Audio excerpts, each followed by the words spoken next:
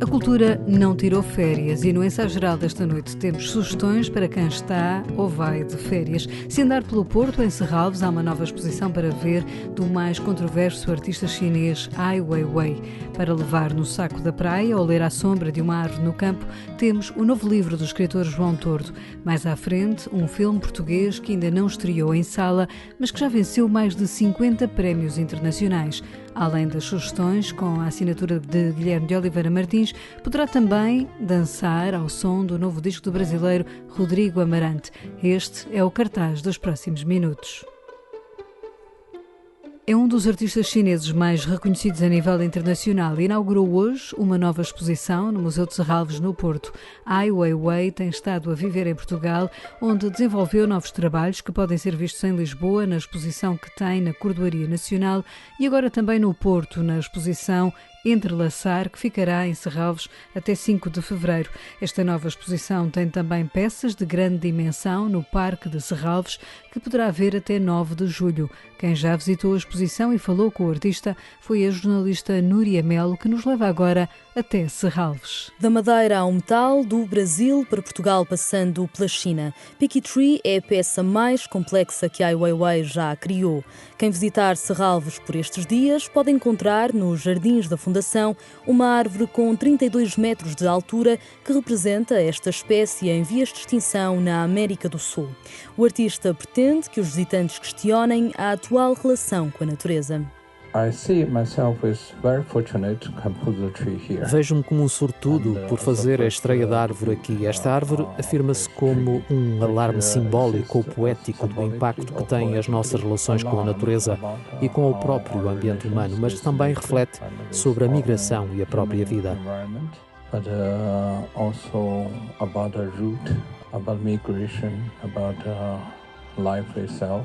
Nos Jardins de Serralves é também possível ver raízes de grandes dimensões. O artista acredita que a natureza comunica através do solo e se conecta com o mundo. Para Ai Weiwei, as raízes são vestígios da desflorestação em massa e das alterações climáticas sentidas em todo o mundo.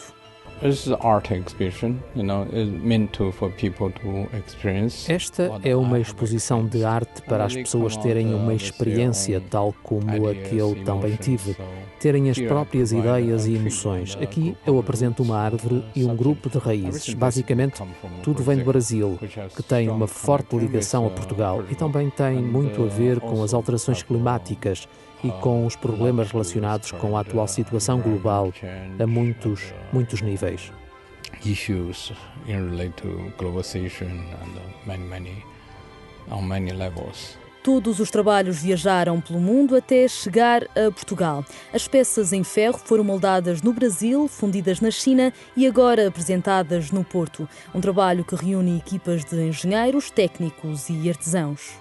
These 800 pieces later can be put together, so all marked, very complicated. Tive de garantir que estas 800 peças depois poderiam ser colocadas todas juntas. Foi bastante complicado porque tudo é irregular, todos os problemas tiveram de ser resolvidos no local, no momento.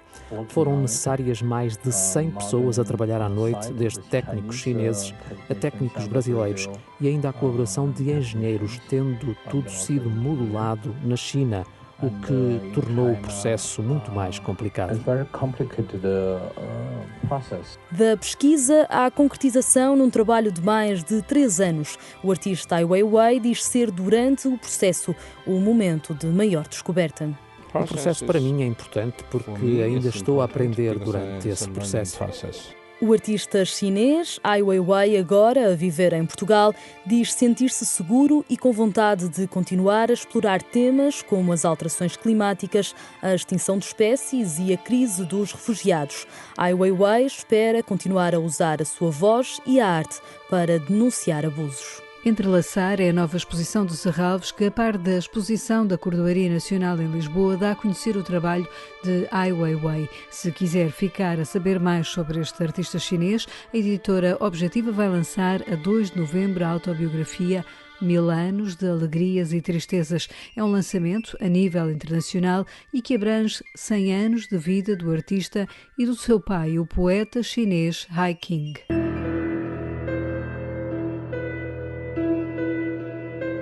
Águas Passadas é o título do novo livro do escritor João Tordo. O autor regressa à escrita de um thriller depois de ter lançado, em 2019, A Noite em que o Verão Acabou. O novo thriller é, na opinião de João Tordo, mais policial do que o anterior e a razão tem a ver com a sua personagem principal. É mais policial do que o policial anterior, que não era bem um policial, porque o protagonista era um jovem estudante. Neste livro quis entrar mais num policial propriamente dito e, portanto, a protagonista é uma jovem subcomissária da Polícia de Segurança Pública e na altura em que eu comecei a pensar na personagem, falei com algumas mulheres que trabalham na polícia e havia algumas coisas que eram muito comuns nas histórias que elas me contavam. A primeira era que é muito complicado para uma mulher subir na hierarquia policial, a segunda que é um mundo dominado por homens, mas isso já sabemos, não é? E a terceira foi que grande parte dos casos que a PSP assiste são casos que, de certa maneira, envolvem a violência doméstica. E isso, para uma mulher, é psicologicamente perturbador e para um homem também, claro, mas sendo que grande parte desses casos são casos de violência dos homens sobre as mulheres, para uma mulher que trabalha nas forças policiais, torna-se mais complicado, mesmo a nível emocional. No epicentro da ação deste livro, que se passa entre Lisboa e Cascais, está uma agente da PSP de nome Pilar Benamor. Tem 30 ou 31 anos, como no princípio do livro, e queria construir uma personagem que fosse muito vulnerável perante si própria. Também o pai da Pilar é um polícia que morreu no serviço, no desempenho das suas funções, e a Pilar sente-se não só muito sozinha, mas também um bocadinho como estas mulheres polícias me confessaram, que tinha abandonado num mundo de homens que ela não entende bem, mas que precisa de navegar. E, portanto, eu quis construir uma personagem feminina que tivesse muita fragilidade, que fosse muito vulnerável, mas ao mesmo tempo tivesse uma força muito, muito pouco comum. Até porque, conforme os homicídios acontecem, não é? E são homicídios gravosos de dois adolescentes que aparecem em situações macabras e em lugares estranhos, um numa praia, o outro numa floresta. Os casos estão ligados, obviamente, mas a Pilar é a única, no meio disto tudo, que acredita na resolução do caso.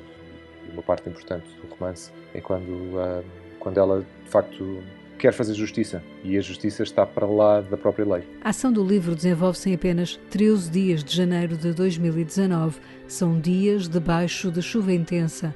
Como o thriller que é, há 2 homicídios e diversos suspeitos. A agente Pilar Benamor vai até ao fim da investigação. Há ali uma qualidade dela que é quase sobrenatural, né? É uma coisa que eu acho que ela herda do pai. Tem um faro muito especial, mas também tem um faro muito especial para se meter em problemas, né? E essa característica, essa teimosia e essa obstinação, que aliás o Capitão Garcia às tantas diz-lhe: tu és igual ao teu pai, tens os mesmos defeitos de caráter, és demasiado teimosa e obstinada, e isso pode custar-te caro. E ela, quando percebe que o caso vai ser arrumado de uma maneira que não lhe parece justa, é aí que a Pilar dá um enorme salto, não é? E esse salto, quando ela começa a agir para além da justiça, foi onde eu queria chegar com esta personagem. Mas no enredo de Águas Passadas há também um retrato de grandes casos de justiça, como os que vemos noticiados todos os dias e que a João Tordo interessou explorar. Há personagens no livro que ilustram um pouco do que a sociedade portuguesa nos tem mostrado nos últimos anos, na última década ou década e meia, que os ricos e poderosos afinal não são impunes, não é? Que há todo um sistema que, embora a justiça seja lenta e opere de uma maneira que grande parte dos cidadãos parece morosa e por vezes até injusta, a justiça é injusta, que os nomes grandes também podem vir ao de cima, e isso foi algo que eu também quis explorar neste livro. Há um banqueiro com negócios duvidosos, há toda uma ligação ao setor mais de classe alta da sociedade, que nos últimos tempos nós vimos também compreendendo que parece que de repente se abriu uma porta para um lugar que nos era inacessível, não é? Os poderosos, os ricos, aqueles que nunca iam à liça, e essa porta abriu-se, não só para os banqueiros, mas para os políticos, para os presidentes de futebol, enfim, para toda a gente. E essa abertura da justiça a lugares onde antes não podia chegar ou não queria chegar, também dá alento a este livro, porque há um conluio que eu não vou explicar o que é, mas que está ligado à política, dinheiros e corrupção, que acaba por vitimar 2 miúdos, adolescentes, uma rapariga e um rapaz, e a Pilar de repente está envolvida no meio disto tudo, e essa segunda parte do romance para mim é mais entusiasmante, porque ela começa a ultrapassar as suas funções e a desobedecer, e quando ela se torna desobediente ao seu próprio chefe e ela leva a sua avante, eu acho que esse é é o momento mais interessante do livro, e quando de facto ela começa a revelar-se. Para mim o mais importante, mais do que o enredo, era mesmo ficar a conhecer esta rapariga, a Pilar, né, que eu gostava que tornasse a aparecer num outro livro. A vida da investigadora da PSP, Pilar Benamor, poderá assim ter continuidade num outro livro futuro de João Tordo. O autor deixa isso nas mãos dos seus leitores. Eu pus muito no lugar de expectativa, porque se os leitores não acabassem por não gostar desta personagem, eu não iria insistir com ela, até porque a minha veia de escritor de policiais é muito diferente da do escritor, digamos, literário, não é? O escritor que escreve os meus romances. Neste caso, os policiais estão um bocadinho mais ligados de uma maneira de recepção ao leitor. E, portanto, se ela não acabasse por não ser uma personagem popular, eu não iria insistir. Mas acho que está a correr bem. Acho que eu pessoalmente gosto muito da Pilar e acho que fui descobrindo com ela o seu caráter. Isto só acontece quando uma pessoa, ao fim de muitos livros e de muito ofício, acaba por conseguir colocar-se, de vez em quando, não sempre, no lugar do passageiro, não é? E deixar que seja o protagonista, ou neste caso a protagonista, a conduzir a história. Foi o que aconteceu e foi muito engraçado ir descobrindo os lados todos desta Pilar que é tão vulnerável e ao mesmo tempo tão forte. Sobre o escritor João Tordo e este livro Águas Passadas, que já poderá encontrar nas livrarias, vamos escutar mais à frente o que Guilherme de Oliveira Martins nos diz sobre o livro. A seguir, vamos ao cinema.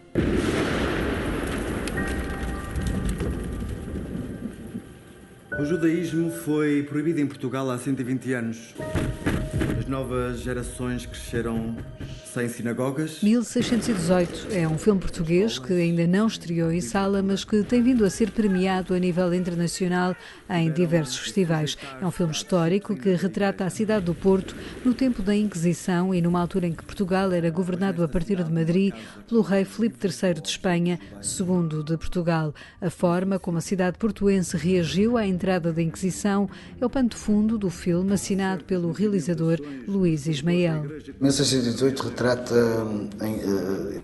a entrada da Inquisição na cidade de Porto, quando efetivamente existia no país uma situação que era uma catalogação dos cristãos novos e os cristãos velhos. Os cristãos novos, digamos, foi um termo que foi utilizado pela Igreja para definir os judeus que foram batizados, e alguns batizados à força, digamos assim. E o filme retrata a entrada na cidade do Porto da Inquisição, que basicamente veio à procura de latores que de alguma forma viessem acusar as pessoas de estarem com práticas judaicas clandestinas e proibidas, digamos assim. E o que aconteceu foi muito estranho e diferenciador, foi que tanto a população como as autoridades da cidade revoltaram-se desta intromissão da Inquisição, tanto que eu creio que só houve no Porto um auto de fé e a cidade virou-se contra a Inquisição e contra o visitador Sebastião Noronha, que de alguma forma depois foi fazer queixa ao rei que era espanhol, e basicamente porquê? Porque também as autoridades cercaram o edifício do Tribunal Eclesiástico do Porto e obrigaram, digamos, a Inquisição a ceder e a parar com as suas atividades, porque estavam a fazer prisões e a criar um clima de medo na cidade, e a cidade, digamos, reagiu contra esta situação e eu não diria que tenha expulsado, mas obrigou a que a Inquisição tivesse parado com as suas atividades. 1618 é um filme que envolveu a participação de 1.200 figurantes e teve uma pós-produção de mais de um ano, envolvendo diversos efeitos especiais. Para o cinema português, digamos que foi o mais curioso e desafiante foi exatamente pegar neste filme e tentar produzi-lo em Portugal, com todas as limitações que existem. Teve cerca de 8 meses de pré-produção, depois teve cerca de 3 meses de rodagem. Havia dias em que, de facto, eu tinha no set cerca de 200 a 300 figurantes, animais, adereços, e é um filme que foi construído, mas na verdade é um filme que, em termos de produção, é único no cinema português, porque teve uma carga tanto financeira como também até artística e técnica, bastante intensa, digamos assim. E felizmente correu tudo muito bem e o resultado é muito interessante, porque não é um filme com aquela estrutura narrativa normal de Hollywood, não é? Boy meets girl e fica tudo bem no final. Verdadeiramente tem uma narrativa que eu considero genuína, verdadeira, que de alguma forma acrescenta um bocadinho mais àquilo que a história portuguesa tem para mostrar. E Luís Ismael faz questão de lembrar que este filme recria uma história que tem por base factos verídicos. A cidade de Porto era uma cidade muito frenética e tinha uma atividade mercantil muito forte, em que, digamos, a convivência das várias religiões era salutar e a entrada, digamos, deste elemento do visitador com uma atitude, digamos, dinâmica na cidade e veio trazer ali muitas divergências e veio trazer ali muitas feridas que estavam por sarar e que vieram a ser reativadas. E este é o filme. Acontece que isto é baseado em, digamos, factos verídicos e com personagens, não todas, mas algumas que existem no filme. Como já dissemos, o filme 1618 ainda não tem data para estrear nas salas de cinema portuguesas devido aos constrangimentos da pandemia, mas já conquistou mais de 50 prémios internacionais em festivais de cinema, conta Luís Ismael. O filme está a ser divulgado por vários festivais mundiais e já obteve quase 60 prémios. Tem sido desde melhor filme, melhor realizador, melhor arte, melhor guarda-roupa, melhor direção de fotografia, alguns prémios também de melhor casting. Por isso tem surpreendido nessa perspectiva, que algo que eu não estava à espera. E teve também o interesse de vários distribuidores e várias distribuidoras e inclusive uma distribuidora americana no filme e está neste momento em processo de venda, digamos assim. 1618 tem a produção da Lightbox e a realização de Luís Ismael. O filme conta com a participação dos atores Pedro Lajinha, Catarina Lacerda, Francisco Beatriz, Mafalda Bracarte, Heitor Lourenço, Pompeu José, entre outros. 1618 faz parte de um projeto interreligioso e de combate ao antissemitismo entre a comunidade judaica do Porto, detentora dos direitos sobre o filme, e a Diocese Católica do Porto. Quando estrear, as receitas do filme em Portugal irão reverter para fins de solidariedade social em parceria com a Diocese e o Banco Alimentar. Partiremos hoje. Portugal ficará para trás. Escutamos agora as sugestões de Guilherme de Oliveira Martins, o nosso colaborador do Centro Nacional de Cultura. Fala-nos hoje também do mais recente livro de João Tordo. Águas Passadas é um policial de João Tordo, publicado na Companhia das Letras. A primeira vítima aparece na praia de Assentis. É uma jovem de 15 anos, trazida pela maré. Chover em Lisboa impiedosamente durante 13 dias no mês de janeiro de 2019. Pilar Benamor é uma subcomissária de polícia que se empenha na descoberta da verdade. A jovem vítima é Charlie, filha de um empresário inglês, mas a série de crimes misteriosos continua com a morte de um rapaz de 17 anos que aparece em Monsanto em condições tremendas. As duas mortes, violentas e absurdas, abrem caminho a uma investigação que inquieta a alta sociedade e o mundo do crime. Pilar Benamor faz uma investigação metódica e sistemática contra todas as resistências e com a ajuda de Cícero, o eremita. A trama policial faz-se com desobediência de ordens superiores e com o risco da própria vida contra um psicopata e tendo como pano de fundo a memória de um pai polícia morto em serviço, o vício que a consome e o mundo tremendo dominado pelo preconceito.